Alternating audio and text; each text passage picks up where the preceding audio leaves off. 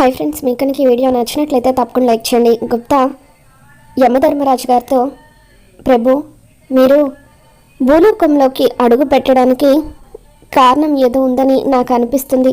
ఆ బాలికకు ఏదైనా ప్రళయం ముంచుకు రాబోతుందా?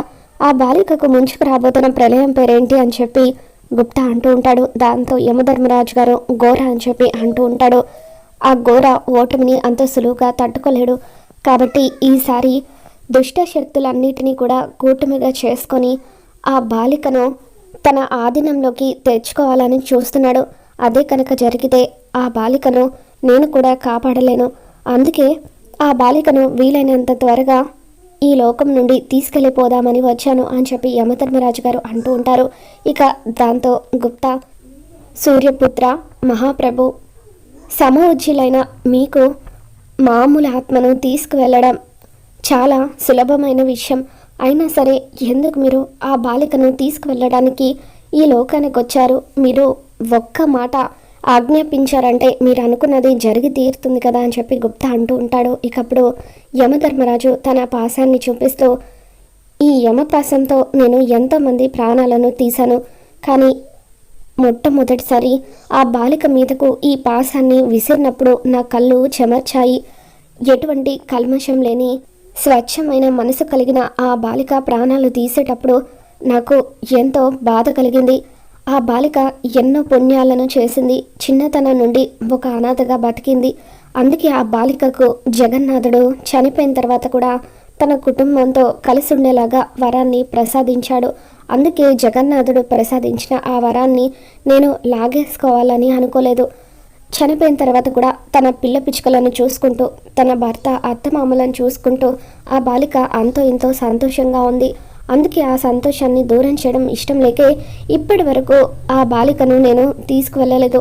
కానీ ఆ ఘోర వల్ల ఆ బాలికకు దినదినం ఒక గండంగా మారుతుంది.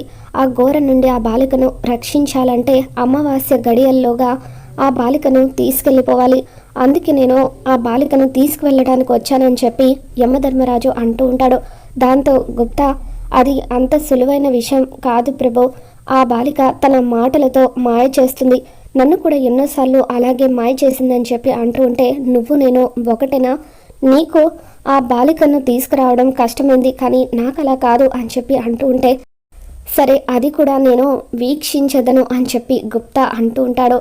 అలాగే వీక్షింపుము అని చెప్పి యమధర్మరాజు గారు అక్కడి నుండి వెళ్ళిపోతూ ఉంటారు. మరోపక్క బాగి పిల్లలు అమర్ ఇంకా రాకపోవడంతో అటు ఇటు టెన్షన్గా తిరుగుతూ ఉంటుంది. మంగళ కిచెన్లో వంట చేస్తూ బాగి వైపు కోపంగా చూస్తూ, దీన్ని నా తమ్ముడికి ఇచ్చి కట్టబెట్టి నా కాళ్ళ దగ్గర పడేలాగా చేద్దాం అనుకుంటే ఇదేమో నాకు అందనంత ఎత్తు ఎదిగిపోయింది అని చెప్పి ఇక అలా ఫ్రస్ట్రేట్ అవుతూ వంట చేసుకుంటూ ఉంటుంది. రామ్మూర్తి బాగి దగ్గరికి వచ్చి, ఏమైందమ్మా, ఎందుకలా ఉన్నావని చెప్పి అంటూ ఉంటే, అప్పుడనగా అత్తయ్య మామయ్య ఇద్దరు కూడా ఆయన పిల్లలు నన్ను తీసుకువెళ్ళడానికి బయలుదేరారని చెప్పారు, కానీ ఇప్పటి వరకు వాళ్ళు రాలేదేంటి నాన్న అని చెప్పి బాగి అంటూ ఉంటే, అప్పుడు రామ్మూర్తి, వచ్చేస్తాలేమో, నువ్వేం కంగారు పడకు అని చెప్పి అంటూ ఉంటాడు. ఇక ఇంతలో అమర్, రాథోడ్ పిల్లలు వీళ్ళంతా కూడా కారులో బాగి ఇంటికి వస్తారు. బాగి ఇంటి బయట రాథోడ్ కారు ఆపుతాడు. అప్పుడు అమర్ కారులోనే కూర్చొని, రాథోడ్ నువ్వు పిల్లలు వెళ్ళి మిస్ అమ్మను తీసుకురండి అని చెప్పి అంటూ ఉంటాడు.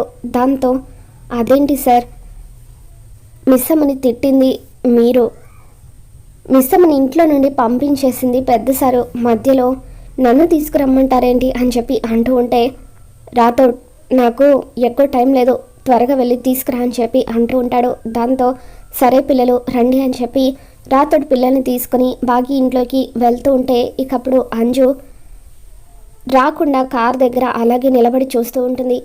రాథోడ్ అమర్తో, సార్ మిస్ అమ్మ ఇంట్లో నుండి వెళ్ళిపోవడానికి కారణమైన వాళ్ళు వచ్చి పిలిస్తే బాగుంటుందేమో, అంజు పాప రావడం లేదని చెప్పి అంటూ ఉంటే, అంజు నువ్వేంటి ఇంకా ఇక్కడే నిలబడిపోయావు, వెళ్ళి మిస్ అమ్మని తీసుకురా అని చెప్పి అమర్ అంజుని కూడా వెళ్ళమని చెబుతాడు. ఇక దాంతో పిల్లలంతా కూడా రా అంజు అని చెప్పి తీసుకెళ్తూ ఉంటే, మీరంతా కలిసి డాడీ ముందు నన్ను బుక్ చేస్తారు కదా, నాకు కూడా ఒక టైం వస్తుంది అని చెప్పి అంటూ ఉంటుంది.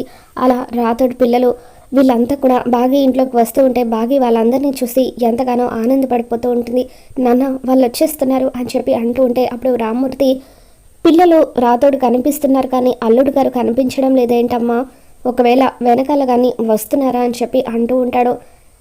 ఇక రాతోడు పిల్లలు మాత్రమే లోపలికి వస్తున్నారని తెలుసుకొని బాగి, అదేంటి నాన్న, ఆయన నన్ను తీసుకువెళ్ళడానికి కనీసం లోపలికి కూడా రావడం లేదేంటి, అత్తయ్య గారు మామయ్య గారేమో ఆయన వచ్చి బుజ్జగించేంత వరకు రావద్దని చెప్పారు, ఆయన చూస్తేనేమో కనీసం ఇంట్లోకి రావడానికి కూడా ఇష్టపడడం లేదు, ఇలా అయితే నేను ఆయనతో ఎలా వెళ్ళాలి నాన్న, ఆయన లోపలికి వచ్చి ఒక్కసారి రమ్మని పిలిచినా చాలు, బతిల్లాడాల్సిన అవసరం లేదు, వెంటనే నా లగేజ్ తీసుకొని వెళ్ళిపోతాను అని చెప్పి బాగి అంటూ ఉంటుంది. ఇక దాంతో రామ్మూర్తి, ఇప్పుడు ఏంటమ్మా, అల్లుడు గారు వచ్చి నిన్ను ఇంటికి రమ్మని పిలవాలి అంతే కదా, అంతా నేను చూసుకుంటాను అని చెప్పి నేను నాటకాన్ని మొదలు పెడతానని రామ్మూర్తి అంటూ ఉంటాడు.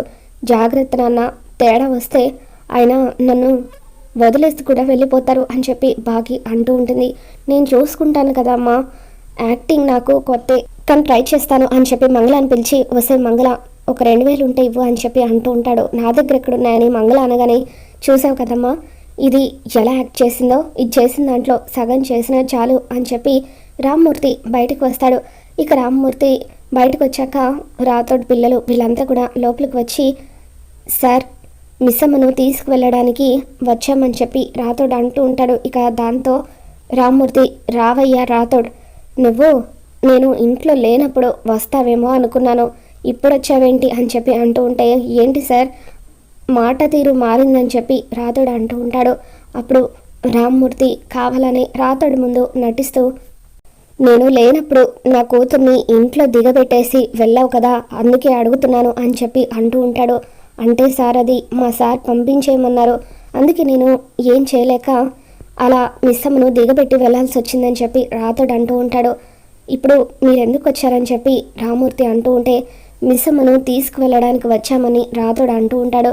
మరి మీరు మాత్రమే వచ్చారేంటి, మీ సార్ రాలేదేంటి అని చెప్పి కార్ దగ్గర నిలబడి ఉన్న అమర్ వైపు రామ్మూర్తి చూస్తూ ఉంటాడు. మిస్సమ్మ, నిన్ను మేము చాలా మిస్ అయ్యాము, ప్లీజ్ మిస్సమ్మ మాతో పాటు ఇంటికి వచ్చేసే అని అమ్ము పిల్లలు బాగిని అడుగుతూ ఉంటారు. ఇక దాంతో బాగి కరిగిపోయి పిల్లల దగ్గరికి వెళ్ళిపోతూ ఉంటే అప్పుడు రామ్మూర్తి బాగిని ఆపుతూ, ఆగమ్మ, నీకు పిల్లల మీద ప్రేమ ఉందని తెలుసు, వాళ్ళతో వెళ్ళిపోవాలని ఉందని తెలుసు, కానీ ప్రేమ లేని పెళ్ళిళ్ళు నిలబడతాయేమో కానీ నమ్మకం లేని బంధాలు నిలబడవమ్మా, అందుకే వాళ్ళకు నీ మీద నమ్మకం లేనప్పుడు నువ్వు అక్కడికి వెళ్ళి ఉపయోగం ఉండదు అని చెప్పి రామ్మూర్తి అంటూ ఉంటాడు. అదేంటి సార్ అలా అంటారు, నమ్మకం లేదే మా సార్ మేము ఇక్కడ వరకు వచ్చామా అని చెప్పి రాతోడు అంటూ ఉంటాడు. మరి ఆ నమ్మకం ఇంట్లోకి రాకుండా గుమ్మం దగ్గరే నిలబడిపోయింది కదా రాతోడు అని చెప్పి ఇక రామ్మూర్తి రజనీకాంత్ లెవెల్లో ఫీల్ అయిపోతూ, నా కూతుర్ని మళ్ళీ ఎందుకు తీసుకువెళ్ళాలనుకుంటున్నారు, ఏదో ఒకరోజు ఏడుస్తూ మళ్ళీ నా ఇంటికే రావడానికా, అందుకే నేను మిమ్మల్ని నమ్మదలుచుకోవడం లేదు, నా కూతుర్ని మీతో పంపించాలనుకోవడం లేదు అని చెప్పి రామ్మూర్తి అంటూ ఉంటాడు. దయచేసి అలా అనకండి సార్, మిస్సమ్మను మాతో పంపించండి అని రాతోడు బాగి దగ్గరికి వెళ్ళి, ఏంటి మిస్సమ్మ, మీ నాన్నగారు ఏదో రజనీకాంత్ లాగా ఫీల్ అవుతూ డైలాగ్స్ చెబుతున్నారేంటి అని చెప్పి అంటూ ఉంటే అప్పుడు ఆయన లోపలికి వచ్చి పిలవాలని మా నాన్న అలా మాట్లాడుతున్నారులే రాతోడు అని చెప్పి బాగి అంటూ ఉంటుంది. మా సార్ లోపలికి రావడమేమో కానీ మీ నాన్న మాట్లాడే మాటలు వింటూ ఉంటే తిరిగి వెనక్కి వెళ్ళిపోయేలాగా ఉన్నారు అని చెప్పి అంటూ ఉంటాడు. ఇక తర్వాత నా కూతుర్ని మీతో పంపించాలంటే మీరు పిలిస్తే సరిపోదు, మీ సార్ వచ్చి పిలవాలని చెప్పి రామ్మూర్తి అంటూ ఉంటాడు. దాంతో రాతోడు అమర్ దగ్గరకు వచ్చి సార్ అని చెప్పి పిలుస్తూ ఉంటే, ఏంటి రాతోడు రావడానికి ఇంత టైం అయింది, పిల్లలు నువ్వు త్వరగా కార్ ఎక్కండి, మనం వెళ్ళాలి, నాకు టైం అవుతుందని చెప్పి అంటూ ఉంటే, సార్ ఒక్కసారి వెనక్కి తిరిగి చూడండి, మిస్సమ్మ రాలేదు, మిస్సమ్మను వాళ్ళ నాన్నగారు రానివ్వడం లేదని చెప్పి అంటూ ఉంటే, అదేంటి రాతోడు, అసలు అయినా అమ్మ వాళ్ళు మనం వస్తున్నామని ముందే ఫోన్ చేసి చెప్పుంటారు కదా, లగేజ్ సర్దుకొని రెడీగా ఉండొచ్చు కదా, అయినా వాళ్ళ నాన్న రానివ్వకపోవడం ఏంటి, సరే రానన్నప్పుడు మనమేం చేస్తాం, వెళ్ళిపోదాం పదా అని చెప్పి అమర్ అంటూ ఉంటాడు. సార్ ఒక్క నిమిషం ఆగండి సార్, మిస్సమ్మ ఇంటికి వస్తుందని పెద్ద సారు పెద్ద మేడం ఎంతో ఆశగా ఎదురు చూస్తున్నారు, అటువంటిది ఇప్పుడు మిస్సమ్మ రాకపోతే వాళ్ళు బాధపడతారు, ఒక్క నిమిషం వచ్చి మిస్సమ్మను ఇంటికి రమ్మని అడగండి సార్ అని చెప్పి రాతోడు అంటూ ఉంటాడు. మరో పక్క అమ్ము, ఆనంద్, ఆకాష్ వీళ్ళు ముగ్గురు కూడా బాగిని బతిమలాడుతూ ఉంటే ఇకప్పుడు అంజు ఆపండి హే, వీళ్ళిద్దరూ కావాలనే బతిలాడించుకుంటున్నారు. మిస్సమ్మ రానంటుంది కదా, మరి ఎందుకు అడగడం, పదండి వెళ్ళిపోదాం అని చెప్పి అంజు అంటూ ఉంటే అప్పుడు అమ్ము నేను వెళ్ళి డాడీని తీసుకుని వస్తాను అని చెప్పి అంటూ ఉంటుంది. వద్దు అని అంజు ఆపుతూ ఉంటే అమ్ము అంజు మాటలు వినిపించుకోకుండా అమర్ దగ్గరికి వచ్చి డాడ్ ప్లీజ్ డాడ్ ఒక్కసారి మిస్సమ్మ దగ్గరికి వచ్చి తనను ఇంటికి రమ్మని చెప్పండి డాడ్ అని చెప్పి అంటూ ఉంటే ఇక అమ్ము చెప్పిన మాటలు విని అమర్ తన తల్లిదండ్రుల కోసం బాగిని పిలవడానికి లోపలికి వస్తూ ఉంటాడు. మరోపక్క అమర్ వాళ్ళు ఇంకా ఇంటికి తిరిగి రాకపోవడంతో మనోహరి ఇంటి దగ్గర టెన్షన్ పడుతూ ఇదేంటి అమర్ వాళ్ళు ఇంకా రాలేదు, కొంపదీసి దాన్ని బతిమలాడి ఇంటికి తీసుకుని వస్తారా ఏంటి, అదే కనుక జరిగితే దాన్ని ఇంత కష్టపడి నేను పంపించిందంతా వేస్ట్ అవుతుంది అని మంగళకు ఫోన్ చేస్తూ ఉంటే మంగళ ఫోన్ లిఫ్ట్ చేయకపోవడంతో టైంకి మంగళ కూడా ఫోన్ లిఫ్ట్ చేయడం లేదు. అక్కడ ఏం జరుగుతుందో ఏంటో ఒక పని చేద్దాం, బాబ్జీకి ఫోన్ చేద్దాం అనుకుని మనోహరి బాబ్జీకి ఫోన్ చేస్తూ ఉంటుంది.